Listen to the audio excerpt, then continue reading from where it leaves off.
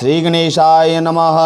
श्रीनारायण उवाच अथ चिन्तातुरस्य यस्य गृहं वाल्मीकिराययौ यो रामचरितं दिव्यं चकार परमाद्भुतं दुरादालोक्य भूपालः समुत्थाय ससंभ्रमम् अनिनमत् तच्चरणौ दंडवद्भक्ति संयुतः।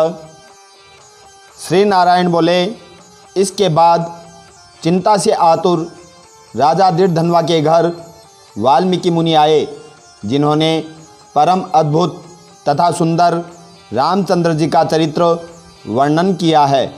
राजा दृढ़धनवा ने दूर से ही वाल्मीकि मुनि को आते हुए देखकर घबराहट के साथ जल्दी से उठकर भक्ति युक्त हो उनके चरणों में दंडवत प्रणाम किया। भली भांति पूजा कर उत्तम आसन पर ऋषि को बैठाकर उनके चरणों को गोद में लेकर दोनों हाथों से धोया और उस चरणोदक को बड़े हर्ष के साथ सिर से धारण कर शुक पक्षी की बात का स्मरण करता हुआ राजा दृढ़धनवा ने मधुर वचन से यूँ कहा। दृढ़धनवा बोला, हे भगवान, इस समय मैं कृतकृत्य हूँ, भाग्यवान हूँ, मेरा जन्म सफल हुआ। हे प्रभो, आज मेरा मनोरथ पूर्ण हुआ।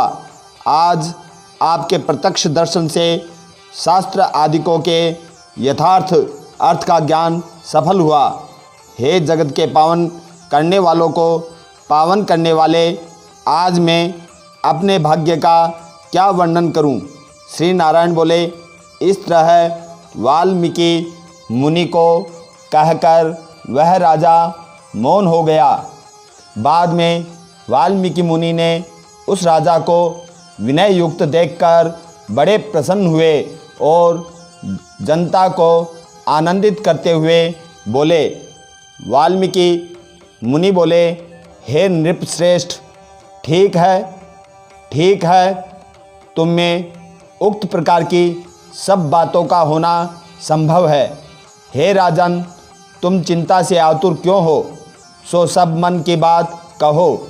ऐसा मालूम पड़ता है कि तुम्हारी कुछ कहने की इच्छा है, इसलिए हे महामते उसे कहो।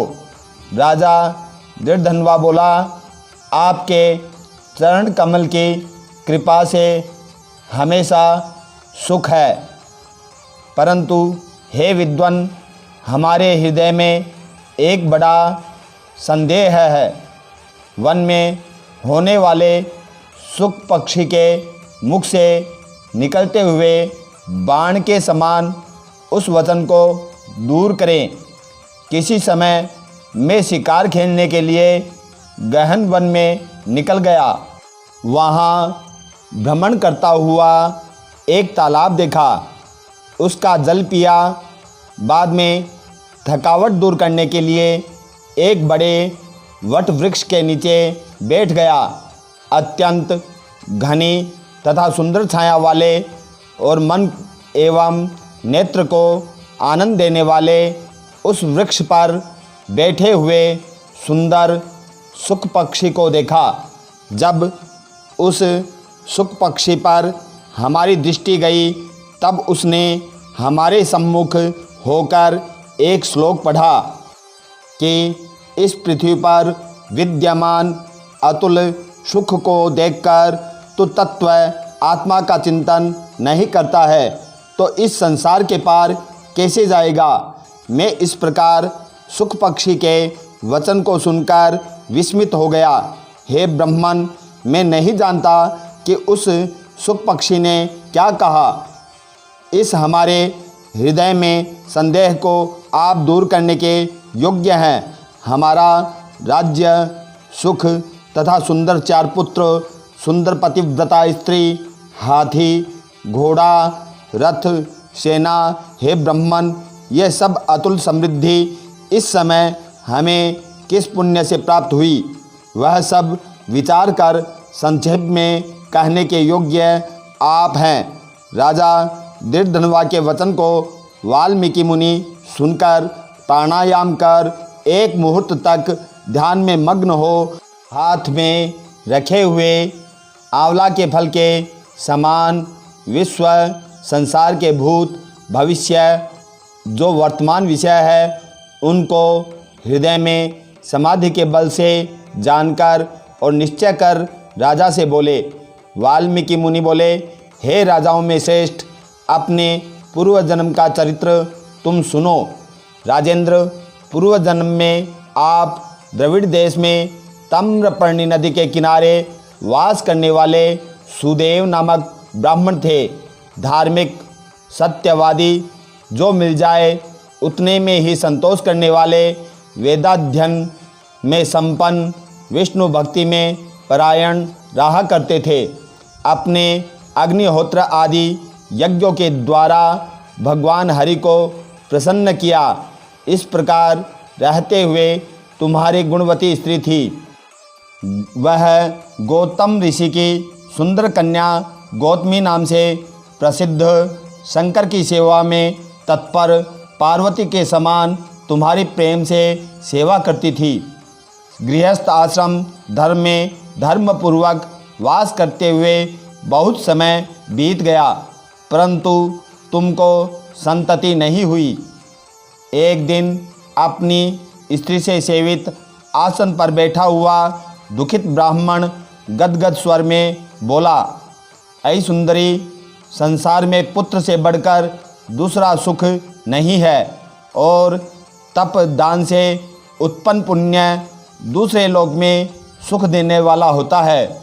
शुद्ध वंश में होने वाली संतति इस लोक में तथा परलोक में कल्याण करने वाली होती है।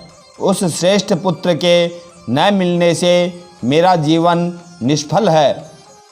न तो मैंने पुत्र को प्यार किया और न वेद पढ़ने के लिए सोने से जगाया, न तो उसका विवाह किया, इसलिए मेरा जन्म व्यर्थ में चला गया। अभी मेरी मृत्यु हो, मेरे को आयुष्य प्रिय नहीं है। इस प्रकार अपने प्रिय पति का वचन सुनकर स्त्री गौतमी खिन्न मन हुई। बाद में धैर्य धारण करती हुई प्रिय वचन बोलने में चतुर, प्रिय पति के प्रेम में मग्न वह स्त्री अपने पति को समझाने के लिए सुंदर वचन बोली। गौतमी बोली, हे प्राणेश्वर, आप इस तरह तुच्छ वचनों को न कहिए। आपके समान भगवत भक्त विद्वान लोग मोह को प्राप्त नहीं होते हैं। हे विभो, आप सत्य धर्म में तत्पर रहने वाले हो। आपने स्वर्ग को जीत लिया है। हे सुव्रत अर्थात हे सुंदर व्रत करने वाले, आप जैसे ज्ञानी को पुत्रों से सुख की प्राप्ति कैसी अर्थात ज्ञानी पुरुष पुत्रों से होने वाले सुख की इच्छा नहीं करते हैं। हे ब्रह्मन, पहले चित्रकेतु नामक राजा पुत्र शोक से संतप्त हुआ, तब नारद और अंगिरा ऋषि के आने पर पुत्र शोक से मुक्त हो संसार से उद्धार को प्राप्त हुआ। इसी प्रकार राजा अंग वैन नामक दुष्ट पुत्र के कारण रात्रि के समय वन को चला गया। इसी तरह हे स्वामी, आपको संतति दुख देने वाली होगी। फिर भी हे तपोधन, यदि आपको सत्पुत्र की लालसा है तो प्रसन्नता से जगत के नाथ, समस्त अर्थों के दाता हरि भगवान की आराधना करें। हे ब्रह्मन, पहले सांख्याचार्य कर्दम ऋषि ने जिनकी आराधना कर पुत्र को प्राप्त किया, जो पुत्र योगियों में श्रेष्ठ कपिल देव नाम से प्रसिद्ध हुआ। ब्राह्मण श्रेष्ठ इस प्रकार अपनी धर्मपत्नी के वचन सुनकर तथा निश्चय कर अपनी गौतमी स्त्री के साथ ताम्रपर्णी नदी के तट पर गया। बाद वहां जाकर उस पवित्र तीर्थ में स्नान कर अत्यंत श्रेष्ठ तप करता हुआ 5-5 दिन के बाद सूखे पत्ते तथा जल का आहार करता था। इस प्रकार तप करते हुए उस तपोनिधि सुदेव ब्राह्मण को 4000 वर्ष व्यतीत हो गए।